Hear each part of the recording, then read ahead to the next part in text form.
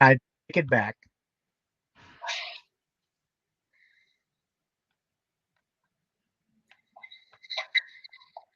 So can you hear me, Nan? I mean, Sherry, can you hear me? Yes, we can hear you now. Okay. So we'll All go right. back.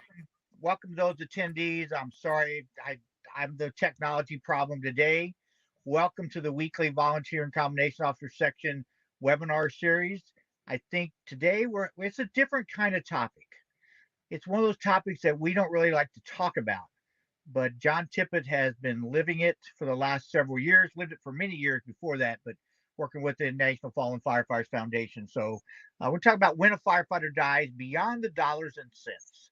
So a couple little political things to do here. Audio is being done over voice over IP. If you have problems, go to the chat session or the questions and answers, and we'll try to take care of your problem. Or you can email webinars@ifc.org. And so we do have some handouts and that questions and answers at the end. And I'll be monitoring the chat. So if you guys have questions, thoughts, or comments there. What's the VCOS is doing? Many of you have attended our webinars before. I'm not going to read that kind of stuff to you, but we're pretty active. We're currently they're actually having a meeting right now to discuss the new OSHA proposed rulemaking and how it's going to impact the career and volunteer and combination off of fire department. So there's some ideas of what it is that we're doing. We do these webinar series. We do ribbon reports. The big thing we do is Symposium in the Sun in November. And I sincerely hope that if you haven't been there yet, you want to come this year, but you better hurry up and register because it fills up and we sell out. So we don't have much of a chance there. What are some of the upcoming events? Again, these are all same kind of things we do every week. But next week, actually, that topic has changed from developing an in-service training program to about diversity, equity, and inclusion. So hopefully you will come and attend that. So our presenter today is John Tippett. I'm not sure how many years I have known him, but way back when we were both kids, and he was with Montgomery County, Maryland Fire Department, Fire Rescue Association, and started as a volunteer, was a career person as well there. He went on to go down to Charleston to serve as the assistant chief down there and helped that fire department recover from their 9 firefighters that died in the line of duty. Very knowledgeable about what is going on in line of duty deaths and what's happening there and the benefits that are included as part of that. So, Chief Tippett, turn it over to you. It's all yours.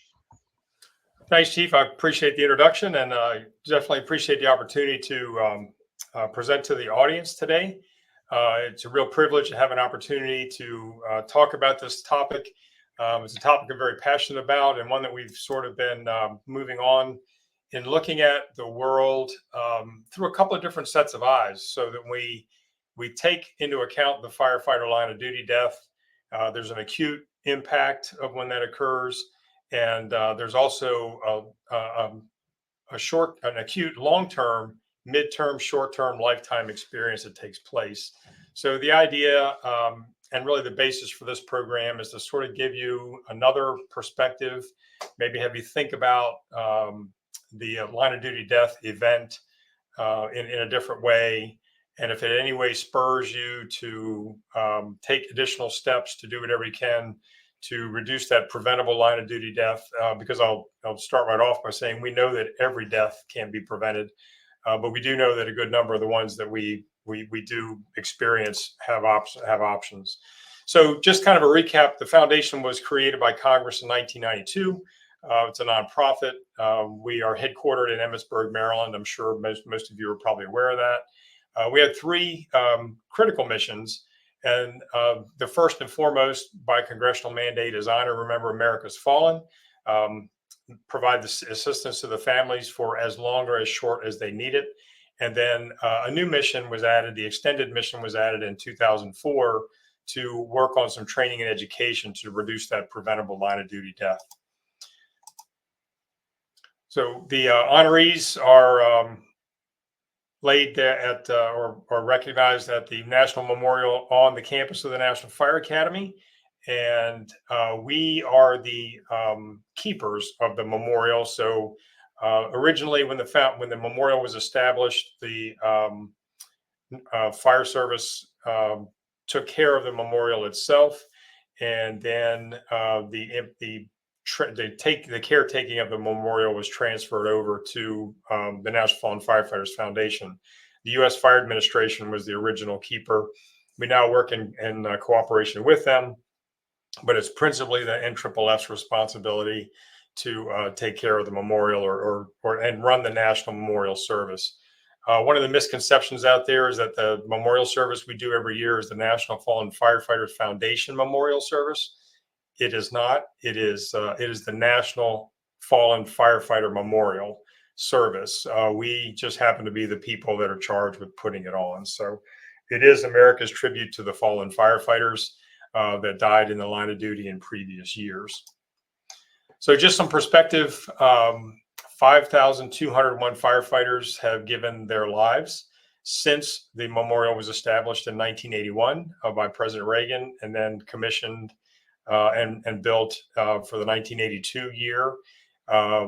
So it's a bit of a sobering number when you think about it. We are coming up on a significant anniversary with the memorial's establishment, and the numbers continue to add in a rate that we had thought at first was going to be going in a decline, but are now in the increase. As we're looking through, or we go through the program, you'll see that we have had made a significant impact in traumatic line of duty deaths. Although in the area that I'm from, in central and southern Maryland, we've had 3, actually, when you take the Baltimore City fatalities, we've had 6 firefighter fatalities in the course of about 3 years, all traumatic. And that's been a bit of an anomaly and pretty unsettling. We had people approach us and say, well, my firefighter died prior to the establishment of the memorial. What do we do about them? Their sacrifice was no less important, was just as much of a tragedy as ever. So the Walk of Honor was created by or envisioned by Chief Dennis Compton. If you're familiar with the National Fire Academy, there's a brick walk that surrounds the academy grounds, traveling from one part to another. Originally, it was concrete. It's all been taken up and replaced with memorial bricks. Chief Compton decided that he wanted to recognize and honor and address those emotions of the people that had lost firefighters before. So he created the Walk of Honor.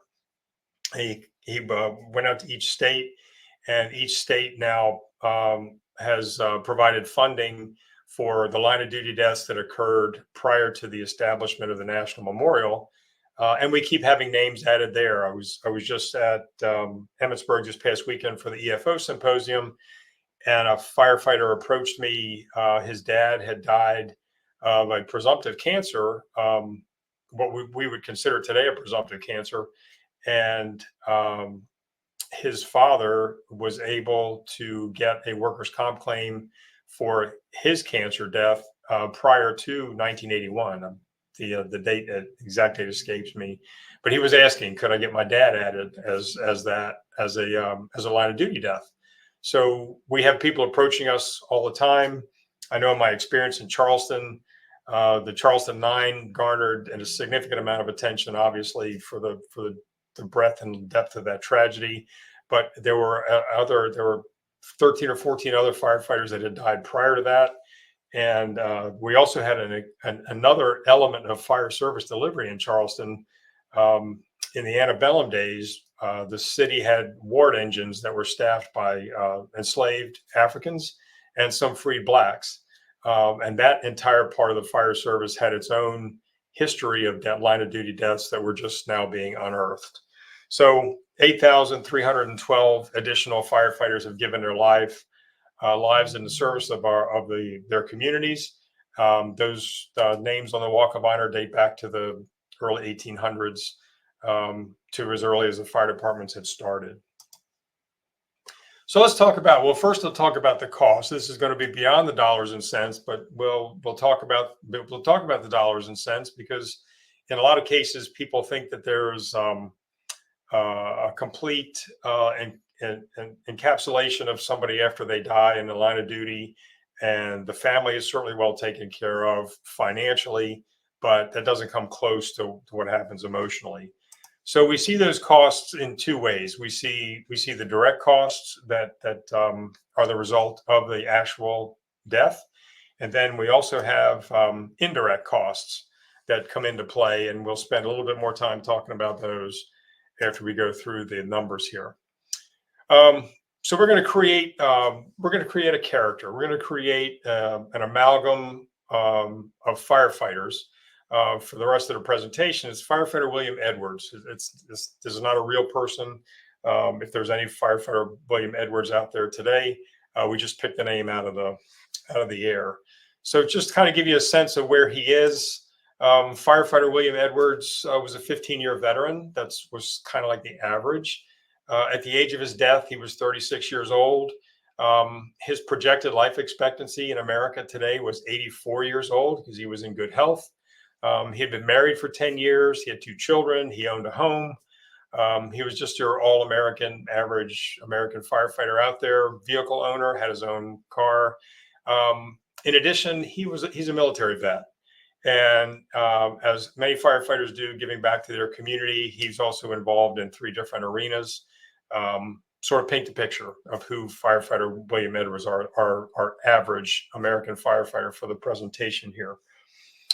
In addition, he probably worked a second job, or if he was a volunteer firefighter, he may have owned his own business, or he could have been involved in some other enterprises that provided income for his family. But this is our character for where we're going to go from here. So let's take a little bit of a walk back through history and see about impact. But where are the houses? We went here to build them.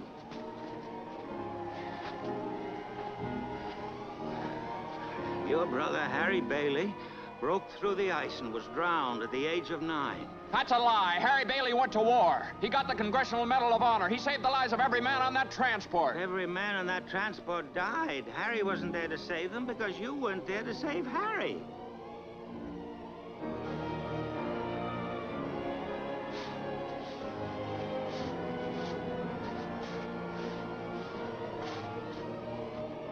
You see, George, you really had a wonderful life.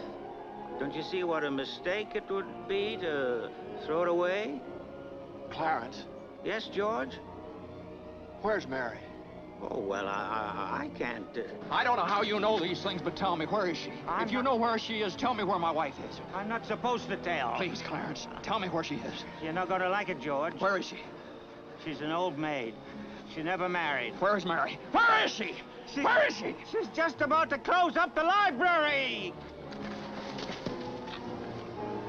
Oh, there must be some easier way for me to get my wings.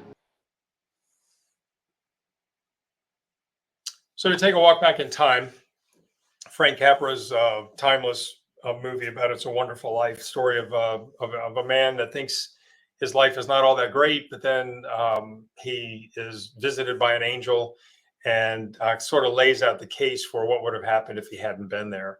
And that kind of frames for where we're going to go with the rest of the presentation.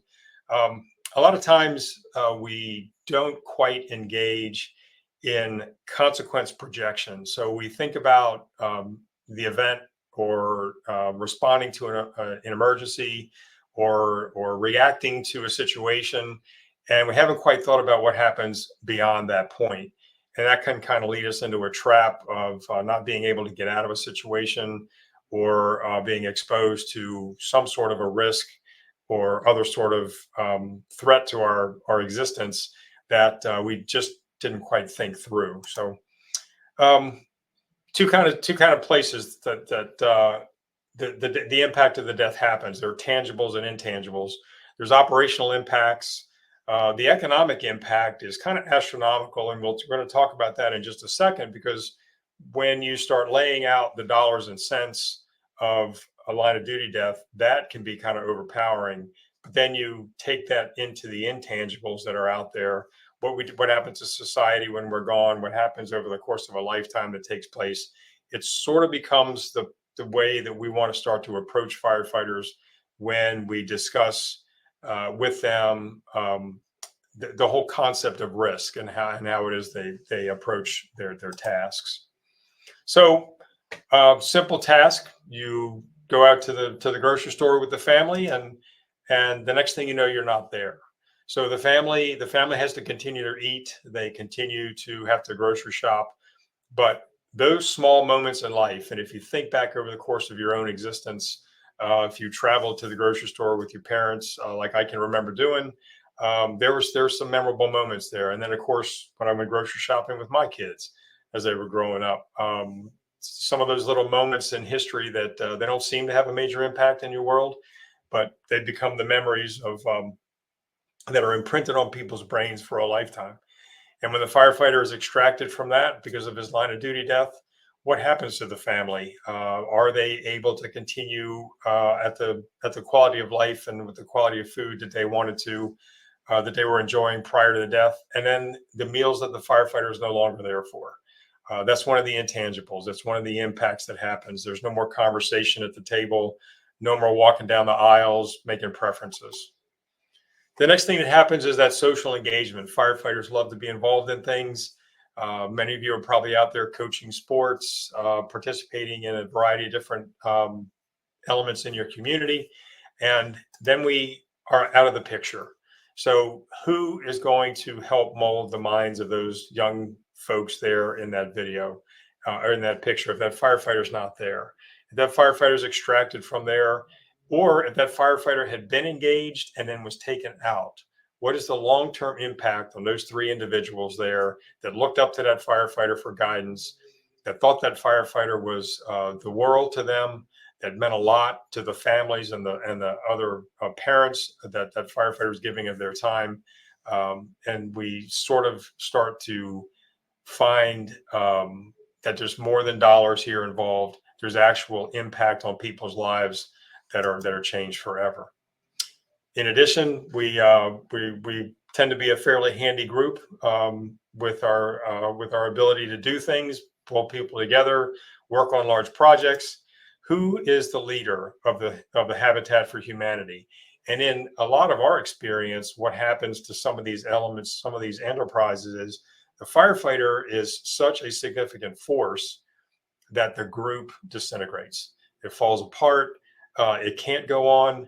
And then the ripple effect of that, with that Habitat for Humanity group, for instance, here, is that they start to just kind of wander apart, drift apart, and then the Habitat for Humanity group is now forced to find somebody else to fit that bill. It moves them off of their schedule of getting things done and serving their community. And again, we have gone many steps beyond the actual death of the firefighter at the scene. It just continues. We mentioned that our firefighter was a veteran. If he's no longer there, I mean, at 18 years, he was 2 years away from retirement, and now he's not there to participate in this exercise here to serve our country. That's one less individual there that can devote time and energy and effort, encouraging the other members of the team, leading the other members of the team, supporting the leaders of that team. And again, that ripple just gets wider and wider and wider. Something as simple as going out and buying a car. All of a sudden, you're not there. The income may arrive. We'll look at the dollar impacts of death there in the long run. But when you're not there, your spouse is left to go buy that vehicle by themselves, or they may have to take somebody else with them. And we become so dependent on each other that we can't envision our lives without the people that we love. So something as simple and as seemingly innocuous as buying a car becomes a whole new environment. We think about what happens, early on in our careers. We start out in a starter home, or we lived in an apartment and we hope we buy a home. The firefighter dies in a line of duty, and the next thing you know, they're not there. And maybe they've already made the purchase of the house. I know that we did a podcast with a firefighter from FDNY that was killed in 1970. His wife and two young daughters had just moved into their first home out on Long Island. They didn't even have a phone installed in their home yet. And when the chaplain and the chief officer came out to inform the widow that the firefighter had been killed, she had to go next door to get someone to get a telephone to call her parents to come down. It's heartrending to hear stories like that. And she was really at a loss. It took, I think what she mentioned, well over an hour or more for her parents to get out from Brooklyn to Long Island to visit with her. So she was left alone. The fire department paid their respects and then had kind of left. So here she is, a young widow with 2 preschool age children, and she's left in what was supposed to be the beginning of their life. And now it turned out to be a complete difference. Those significant family moments. If you're not there, who's going to walk your daughter down the aisle? Who's going to take your son as as being the best man at the wedding?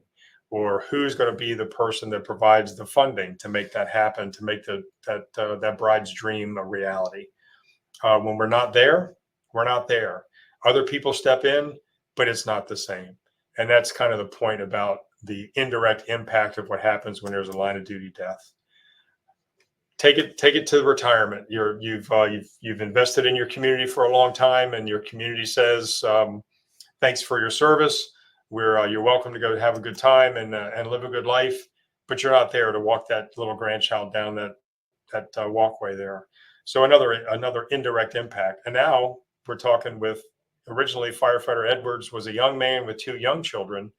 An entire generation goes by and life continues on. He's not there to enjoy this moment. If any of you are out there, grandparents, you know the joy of being able to spend some time with those little people that are much more fun than your kids. So we want to be thinking about these indirect impacts. The line of duty death isn't over at the funeral. It's not over a year after the funeral. In many cases, it's not over 50 years after the funeral. The podcast I was talking to you about, red light, green light, if you're interested in looking it up on our website, the firefighter was struck by a train in 1970. And here we are all these decades later, and his widow still missed him. And he missed his daughters growing up, getting married, having children. He never saw any of that future. And then we'll take it right to the incident scene.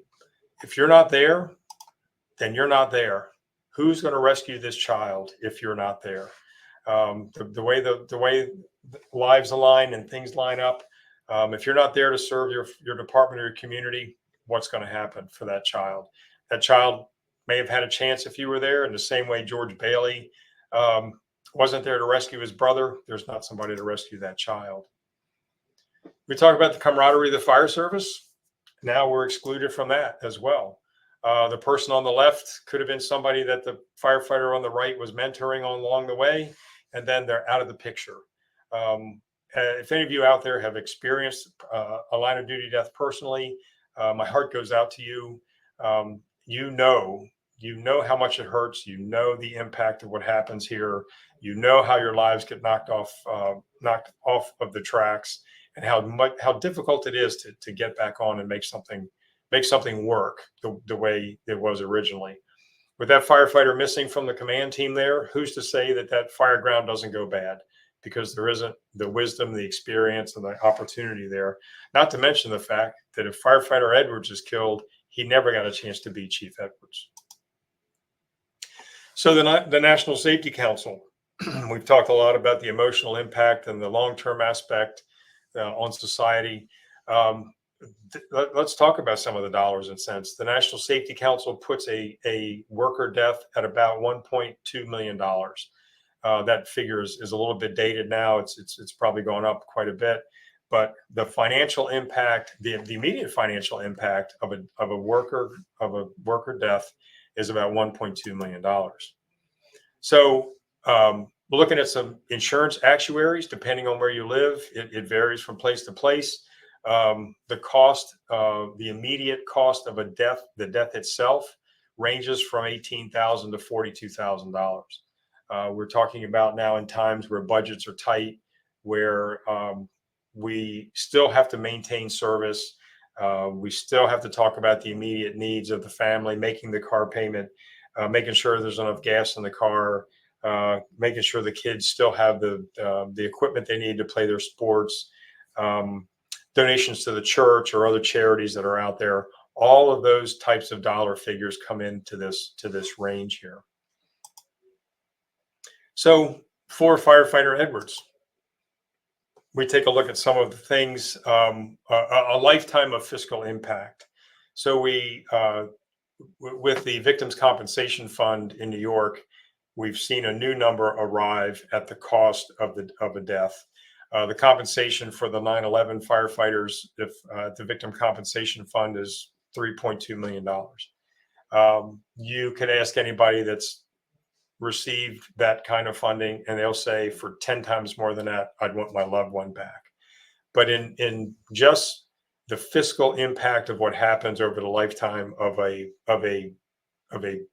death in the workforce, we're looking at an average price of a funeral, projection of purchasing maybe 3 to 5 vehicles over a lifetime, an average American mortgage, and then other spending that goes into groceries, vacations, any of the other things that are out there, Amazon ordering, whatever you want to talk about. The lifetime fiscal impact of a worker death, firefighter worker death, is at $5.3 million.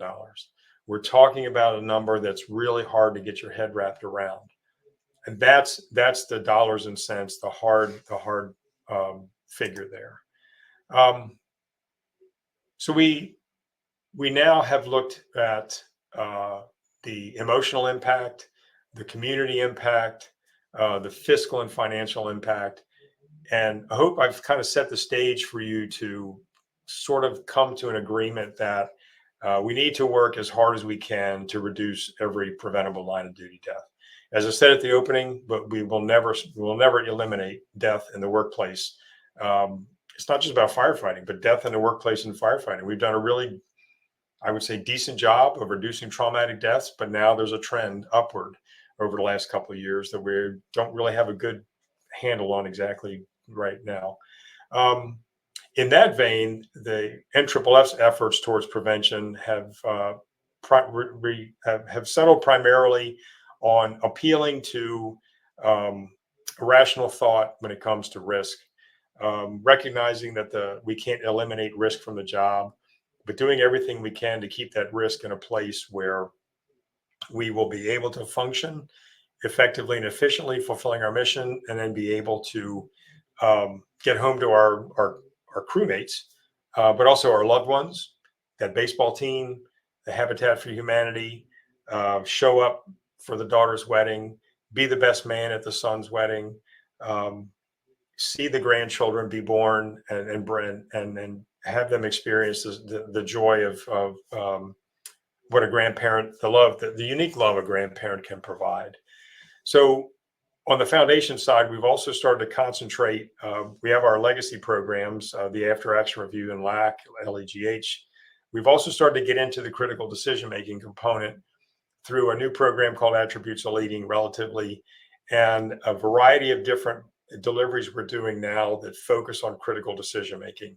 How do we get firefighters to be more intentional versus just being aggressive? We're looking for them to be more thoughtful about what they're doing.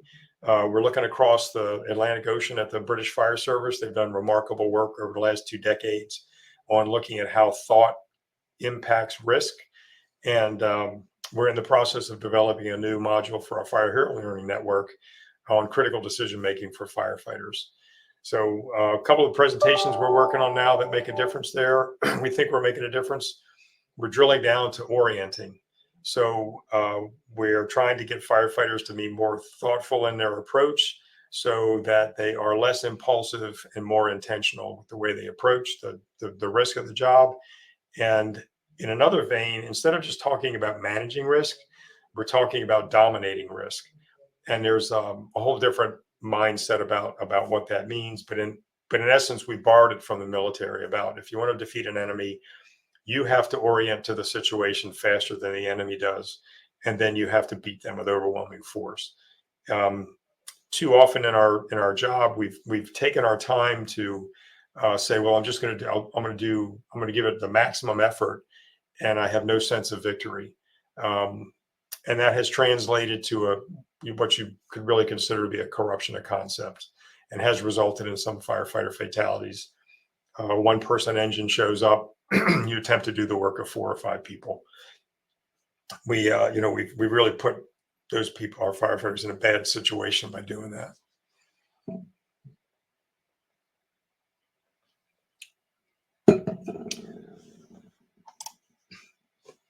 So we have our family programs. We talked about fire service programs. In the event that the fatality does occur, our family programs group will offer grief support, financial planning, scholarships, everything that we can do to help offset that loss of income and drop, or the missing element of having that firefighter not there. On the fire service side, our Taking Care of Our Own program teaches fire departments how to be prepared to the best of their ability to handle a line of duty death, because it's not a matter of if, it's a matter of when. And if you approach it from that perspective of the when, then you'll be better prepared to respond to the immediacy of the death and then start that long-term process. We also have some local assistance state teams that help departments, and we also have started in the last couple of years recognizing the impact of the death on the commanders, the incident commander and the fire chief, and the company officer, if it's a lower ranking firefighter, support groups that will reach out to those members and help them deal with the impact of that loss. Just a recap of some of those benefits out there to offset the lost income. The public safety officer benefit is now up to $437,500. And there's a fiscal benefit, education benefit there of $1,488 to help the family members get back on their feet. But there's a caveat there. The firefighter is not there to celebrate the victories in those straight A's of being there to support that spouse as that spouse is working on getting a second career or a new career. Just the whole prospect of the way the apple cart is upset when that firefighter death occurs cannot be replaced with money by any stretch of the imagination. The money's helpful, but it doesn't ease the burden of the grief or all of the things that are not. As one family member told us one time, life after the death of their firefighter was a series of firsts. It was the first Christmas without him, the first birthday without him, the first anniversary without him, the first vacation without him. It was a difficult stretch to get to what is just nominally called back to normal. There isn't a normal, and even a new normal doesn't even fit the bill there. The other benefits that are out there, if you visit the website for the MFFF, you'll find the other programs that are available from family programs. And closing thoughts here for us to take into account, the firefighter line of duty death isn't something that we should be working to prevent because it's a noble task. It's more about the fact that it's an impact, as I mentioned earlier, acutely at the time of the death, short-term and immediate aftermath, and then mid-range and long-term as life continues. Because even though the firefighter's life ended on this particular day and time, the rest of the people that are impacted by him continue to go on, him or her continue to go on, and they are forever affected by the way their lives traject versus if that firefighter hadn't been there. We know that operations are improved after a firefighter dies in the line of duty. But what a price to pay! My experience in Charleston was very impressionable on me. That all the changes that occurred in that fire department were the result of 9 human beings giving their life. And though that was noble, and I think the department did a phenomenal effort, I think on any given day they would have wanted to go back to January or June 18th. 2007 at 1830 hours instead of 1900 hours. Firefighter death, generational influence, it's a lifetime. And then reducing the preventable line of duty death is something that we all need to impact significantly. So that's about everything that I have for the afternoon. If there's any questions out there in the chat or anything anybody else would like to talk to or follow up with for anything I presented, contact information is there. And I'm happy to see Chief Buckman is back in the picture. Thank you. Wow, John, I would tell you, you used some new words here that I'm looking in the chat and question and answer section. But, you talked early on about consequence projection. Could you maybe expand upon that just a little bit? Sure. So I'll give you a real life example. Just recently, a young firefighter driver had made an arrangement to do a drill with another fire department, and he had a couple of young crew members with him, and then a couple of cadets, and they took the truck over to the neighboring department to do the drill, and the truck was in service, but the young firefighters and the cadets obviously couldn't make up staffing for the vehicle. So in speaking to people that are involved in that, the firefighter didn't think about what would have happened if that truck had gotten a call. What if that crew had been properly prepared? In their own minds, they believed that they were capable, but when you start drilling down into how would you handle a mayday? What would you do under this circumstance? What would you do under that circumstance? The magnitude of the responsibility of the right front seat, of the responsibility for other people, just had not been well thought out. So when we talk about that consequence, it's in the immediacy of the moment. Well, I don't know what the big deal is. Nothing happened. Well, the failing to project what those outcomes could be. Now, could they have gone somewhere and done something really incredibly well? Likelihood, but then it's an accidental success versus intentional. So when we talk about that consequence projection, what's gonna happen in the next moment, and that goes back to that orienting concept and where we're trying to get people to think about. In a game of chess, you're thinking about one or two moves ahead, not just your next immediate move. Great. Thank you. You just mentioned the word intentional. Mhm. You also made that statement during your presentation about becoming intentional versus aggressive. And I think that, when both of us look around at our time in the fire services, like, we want firefighters to be aggressive, but we want you to be smart being aggressive and intentionally take action. Don't just automatically take action. So you got anything else on intentional versus aggressive? Yeah, and this is in conversations with firefighters, especially over this concept of aggressiveness. The mantra of the American Fire Service is aggressive interior attack fire service. It's like it's all one word. And the analogy there is on some of our presentations, we found a piece of video of a big game hunt, and this lion charges out of the grass, and he's shot by the hunter, and the lion comes to rest at the hunter's feet, actually kind of knocks him down. So when you start to take that apart, there's two things that are happening there. There's the lion, by all accounts, is very aggressive. The hunter is very intentional. In the end, the lion, in its mind, thought it was probably going to take care of this threat, but in the end, it was the hunter's intentional action that changed the dynamics of that situation. So we ask people, would you rather be the lion or would you rather be the hunter? In other discussion points, it's, do you just want to go to one fire, or do you want to go to a lot of fires? Or pick your discipline, pick your emergency. If you go to a fire and you are overly aggressive and you suffer a career-ending injury, then your game is over. And we've seen through the course of our time, we've seen firefighters lost in buildings, and the building is swept off the foundation and rebuilt, and the firefighter is still dead. So did that aggressive action result in a positive outcome? So we're talking about, we're trying to sort of shift the dialogue from, when you talk about being aggressive, you're not always in a clear thinking space like the lion.